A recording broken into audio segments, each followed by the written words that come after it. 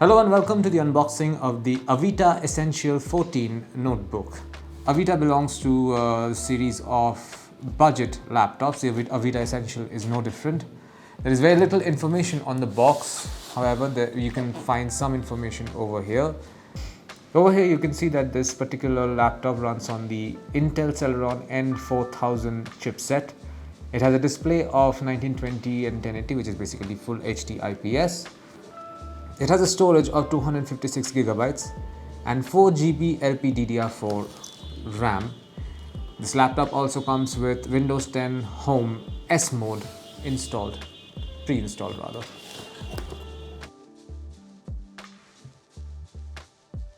So there you are, this is what you get inside the box. Let's take a look at the charger first. This is a 24-watt charger. You will notice that the pin is quite thin. This is basically not a very heavy laptop. There is a push button over here.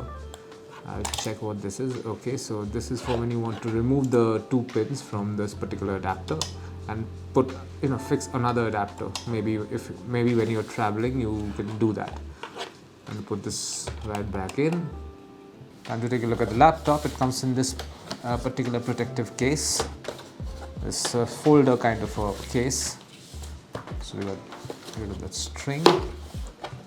Now for the laptop, it's unfortunately upside down. So there you have it, folks. This is the Avita Essential 14 notebook. This particular variant is called the concrete gray variant. It has this nice cloth fabric texture on top. This is obviously not cloth, but just the texture is made to look like so. There are a lot of ports. There are a lot of ports on the back side over here. You will notice there are two USB-A ports, an HDMI port, one SD card port, a power port, which this is the power port, and over here you have the 3.5 mm aux port.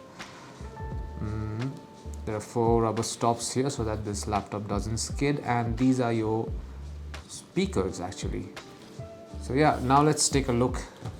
Now time to take a look inside.